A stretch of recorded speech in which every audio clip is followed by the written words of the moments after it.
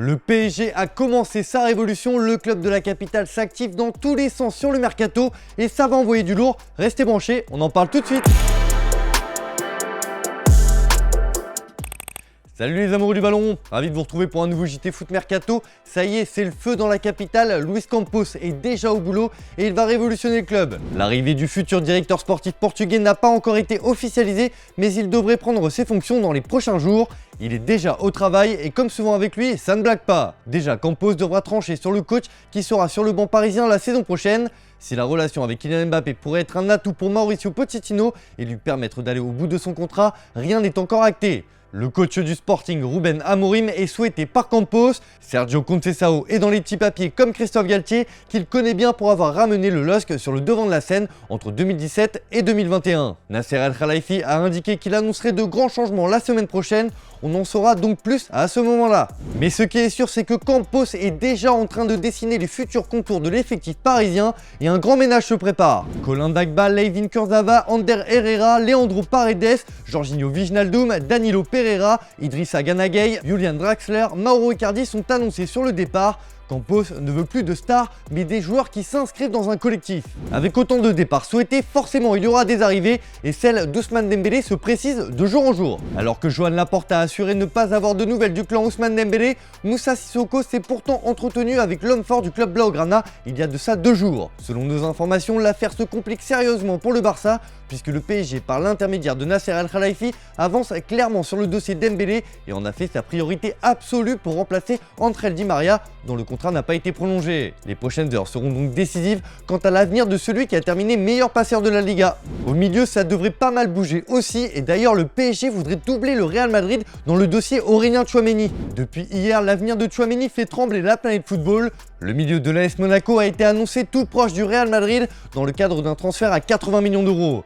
Mais selon nos informations, c'est loin d'être bouclé car le PSG n'a pas dit son dernier mot dans ce dossier. Il n'y a pas encore d'accord entre l'état-major du Real Madrid et celui de l'AS Monaco autour de l'indemnité de transfert de l'opération. Comme on vous l'a expliqué ce matin dans la revue de presse, Paris est prêt à s'aligner sur les demandes de Monaco, voire proposer encore plus d'argent que le Real Madrid pour l'international français. Et le projet sportif qui est en train de se mettre en place à Paris pourrait peser dans la balance. En attaque aussi, Paris se lance à l'assaut d'une pépite de Ligue 1 dont le profil plaît énormément à Luis Campos. Et on parle là bien évidemment d'Hugo Ekitike. Le joueur de 19 ans qui évolue au Stade de Reims attise les convoitises des plus grands clubs européens. Mais c'est bien Paris qui veut se l'offrir en sortant un gros chèque. Véritable révélation de la saison, Ekitike voit d'un bon œil de poursuivre sa progression au PSG. Selon nos informations, Paris va aligner 45 millions d'euros pour convaincre Reims de lâcher son joyau. Le club parisien veut des joueurs moins bling bling, mais avec une forte marge de progression. Ekitike coche toutes les cases. Plus vraiment en odeur de sainteté chez les propriétaires parisiens qui ne le retiendront pas, Neymar a déjà tranché pour son avenir. Dans une interview accordée à Oh My Goal dans le cadre d'un événement avec son sponsor Red Bull, le Brésilien a indiqué qu'il souhaitait rester à Paris, lui qui a prolongé jusqu'en 2025 l'année dernière. C'est très vrai de mon côté, je veux rester au PSG. Après, personne ne m'a rien dit encore, mais de mon côté, je veux rester. Voilà qui semble clair et qui ferme la porte à un éventuel départ cet été.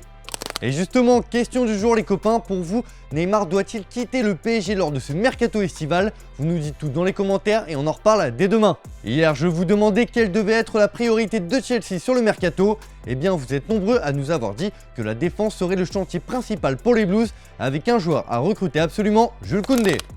Dans l'actu du jour, le Real Madrid va tenter tant bien que mal de se consoler de la non-arrivée de Kylian Mbappé en recrutant le meilleur joueur de Serie A cette saison. Évidemment, vous l'avez reconnu, on parle là de Rafael Leao. Ce mercredi, la Gazzetta dello Sport indique que les Madrilènes préparent une offre à 120 millions d'euros pour l'attaquant de 22 ans. Le journal au papier rose assure que les rossoneri qui ont fixé la clause libératoire du joueur à 150 millions d'euros ne sont pas du tout vendeurs. Là aussi, le Real va devoir batailler pour arriver à ses fins.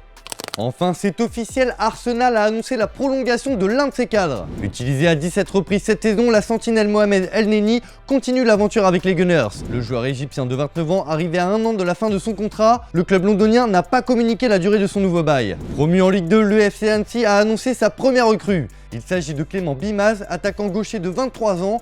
Il a réalisé une belle saison avec 11 buts à Louhans Cuiseaux en National 2. Après être arrivé en cours de saison et avoir assuré le maintien de Retafe en Liga, le coach Quique Sanchez Flores a signé un nouveau contrat qui le lie au club de la banlieue de Madrid jusqu'en 2024.